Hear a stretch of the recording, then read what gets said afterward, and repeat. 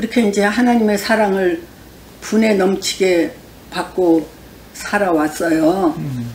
그런데 인간이라고 하는 거는 얼마나 미련한지 그렇게 이제 오랫동안 평안한 삶이 이렇게 지속이 되고 또 게을러서 그런지 몰라도 교회 와서 기도하는 것 외에는 기도를 하지 않았어요. 예.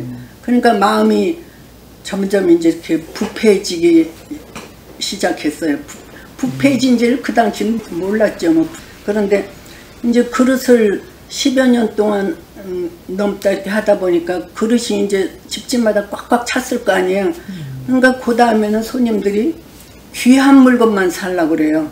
남이 안 가지고 있는 귀한 물건. 그러니까 물건이 새로 들어와서 자기들 마음에 들어도 먼저 이거 많이 들어왔어요? 그거부터 물어요. 근데 수입품 그릇이 조금 들어올 수가 없잖아요. 그러니까 조금밖에 안 들어왔는데요. 그러면 사가는 거예요. 네, 그래서 이제 머리를 써가지고 그런 식으로 손님을 이제 속이면서 팔기 시작했어요. 그러니까 300개가 들어와도 30개밖에 안 들어왔다 그러면서 그래야 사가니까 그러면서 이제 막 팔다 보니까 이 손님을 속여 먹는 게 마치 식은 죽 먹는 것처럼 그렇게 되어버렸어요. 예. 그런데 이제 안식일 날만 되면 딱 문을 닫잖아요.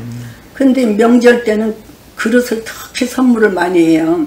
그러니까 명절 때는 정말 터져 나가는데 아무리 명절이라 해도 토요일 날이면 문을 닫는 걸 보고 손님들은 이 집은 정말 신실한 신자라고 이렇게 생각을 했던 것 같아요. 제가 하는 말은 무슨 말이든지 철석같이 믿는 거예요. 그렇게 해가지고 돈이 너무 많은 사람들이라 그런지 다 그런 건 아니지만은 어떤 사람들은 물건을 가져가면 뜯어서 쓰지를 않고 그냥 박스채 이렇게 두는가 봐요. 그러다 이제 새 물건이 들어오면 그걸 바꿔달래요.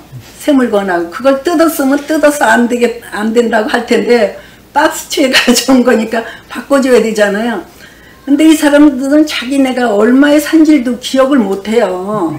자기 기억도 못하는데 저는 다 기억을 하잖아요. 그러면 이제 15만 원에 사가지고 간 거면은 18만 원짜리가 새로 들어왔으면은 3만 원만 내면 되는 거잖아요. 이 사람들은 제가 너무 건실한 사람으로 봐가지고 똑같이 줄 줄 아는 거죠. 또 당연히 그래야 되는데 저런 거는 팍 깎아가지고 주는 거예요. 그래도 왜 이러냐면 이런 소리 아무도 안 해요. 달라는 대로 그냥 주고 가는 거예요. 그러다 보니까 제가 이제 정말 손님을 속여 먹는 걸 아주 그냥 그렇게 돼버렸어요. 그러면서 그런데 이렇게 양심이 진짜로 화인이 맞았든지 그런 거에 대해서 전혀 양심의 가책을 느껴보지도 않았어요. 그리고 여전히 장사를 잘한다고 하는데 이상하게도 밑빠진 독에 물 붓기 식으로 돈이 펑펑 나가는 거예요. 20만 원을 벌면 40만 원이 나오고 40만 원을 벌면 80만 원이 나오고 뭐 그걸 어떻게 할 수가 없는 거예요. 그렇게 해가지고 나중에 마지막에 장사 그만두게 되던 날 딱 보니까요. 통장에 빵원이에요. 그런데도 전 못 깨달았어요. 그런데 이제 장사 그만두고 한 10년쯤 됐는데요. 이 대장 내시경을 하루 할 일이 생겼어요. 수면 대장 내시경. 근데 기다리고 있는 중에 갑자기 내가 지금 깨어나질 못하면 구원을 받을 수 있을까 하는 그런 생각이 나면서 너무너무 무섭더라고요. 근데 그 무서운 게 그냥 무서운 게 아니라 정말로 너무 무서웠어요. 그래서 깨어나긴 했는데 집에 와서 생각하기를 이상하다. 사람은 언젠가는 죽는데 죽음 앞에서 그렇게 무서운 마음이 들면 그건 큰일이 아닌가. 근데 왜 그렇게 그때 무서웠을까.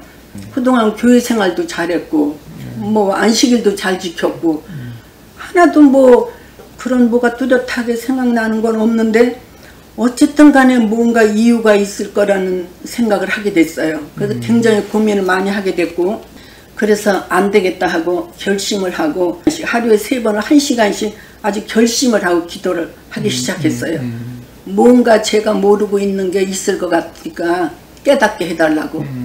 한 달을 기도해도 2달 기도해도 깨달음이 없는 거예요. 그 두 달째 갔을 때는 그럼 내가 잘못 생각한 건가?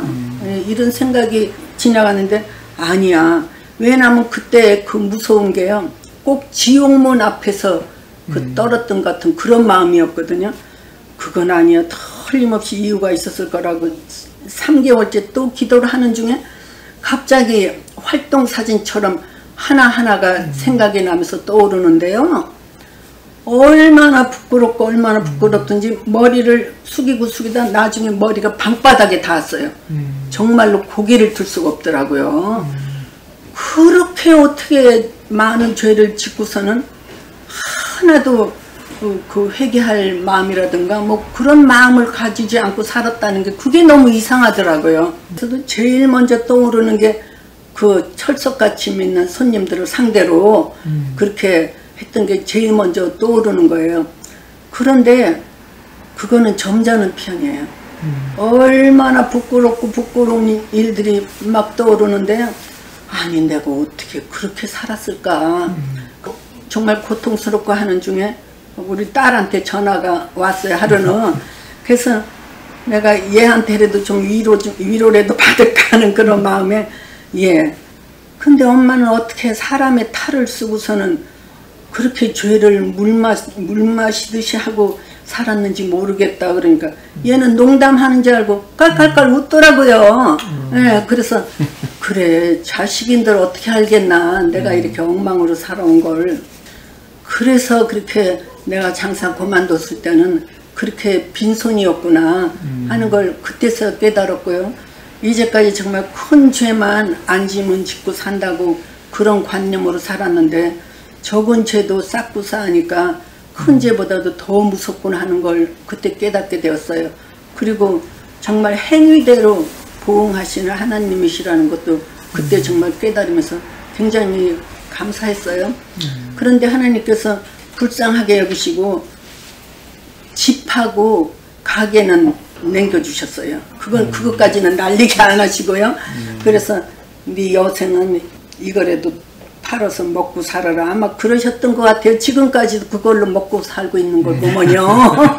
그렇게 가지고 생각할수록 정말 하나님께 너무나 큰 복을, 너무나 큰 은혜를 정말 넘치도록 많이 받고 살았는데 하나님께서는 참고 얼마나 많이 참으셨겠어요. 참고 또 참고 사람 되기를 기다렸을 텐데 결국 사람이 안 되니까 이제 매를 대신 거죠. 그렇게 아주 말일에 가서는 아주 비참한 그런 이제 지경이 이제 된 건데 정말 하나님께 어떻게 안 비참하신데요? 네? 아 비참한 거예요 지금.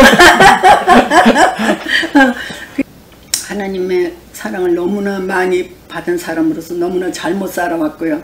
그리고 정말 그래도 하나님께서 불쌍히 여기셔서 이렇게 그 대장 내시경을 통해서 회개할 기회를 주신 하나님이 너무 감사하고요. 그래서